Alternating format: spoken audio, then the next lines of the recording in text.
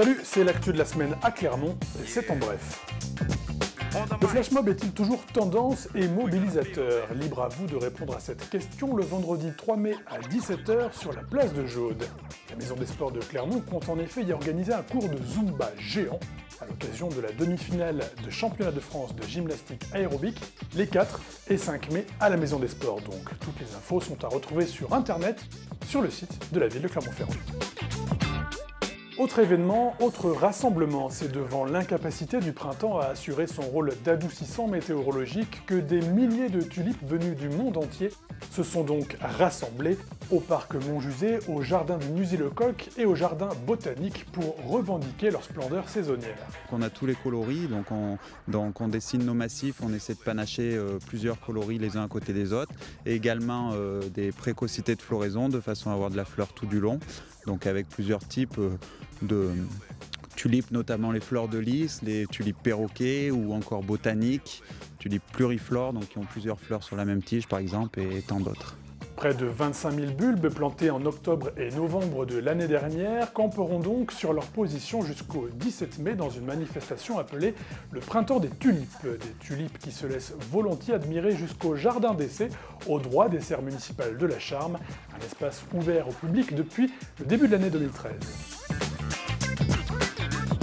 C'est une fermeture en revanche pour le département textile du musée Bargouin et son centre de documentation. L'exposition Métamorphose, labellisée Exposition d'intérêt national par le ministère de la Culture et de la Communication, quitte en effet les lieux pour s'installer à Hue au Vietnam et laisser place ici à Clermont-Ferrand aux escales inattendues. Une exposition de pièces textiles menacées de disparaître de Mauritanie, d'Iran, d'Ouzbékistan, du Yémen, du Guatemala ou encore du Myanmar et que l'on installera pour la réouverture du département textile le 18 mai à l'occasion de la Nuit des musées.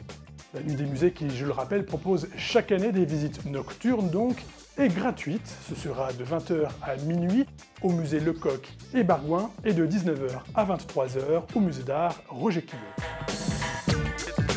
Côté travaux maintenant, attention, perturbation en vue sur le site du Grand Carré de Jaude. L'édifice commercial devient réalité avec le réaménagement tout autour de la voirie.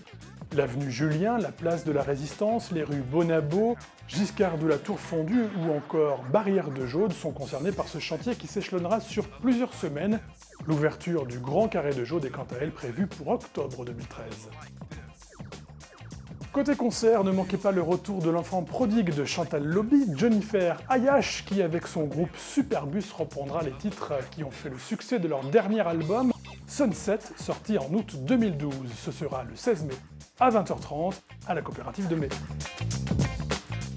Et puis côté stade, c'est l'euphorie bien sûr qui vous attend au Marcel Michelin le samedi 4 mai pour une rencontre à ne pas négliger pour autant avec Bègles Bordeaux et une ASM Clermont-Auvergne conquérante tant au top 14 dont il est ici question qu'en H-Cup. Alors on retient son souffle et on met calmement le champagne au frais.